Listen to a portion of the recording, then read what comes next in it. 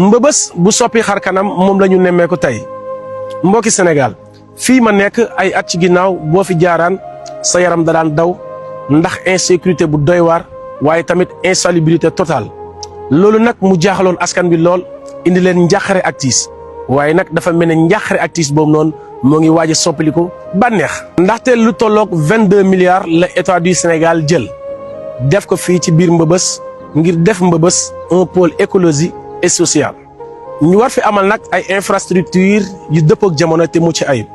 loolu moo tax tey ñu ñëwoon sur le terrain ànd ak ministre Moussa Balla Fofana ak ci liggéey bu rafet bi nga xamante ni waa Promosem ñoo ngi koy amal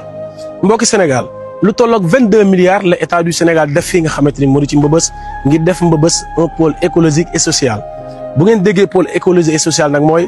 mbëbës dinañu ko def ba mu dàq sax waa Dakar biir Dakaaru Njaay ngir sénégalais yi nga xamante ni ñoo fi dëkkee mën a dëkk ci anam bu mucc ayib te dëpp ak jamono mbëbës bu dëpp ak jamono ànd ak naataange mën na nekk avec la vision Sénégal 2050.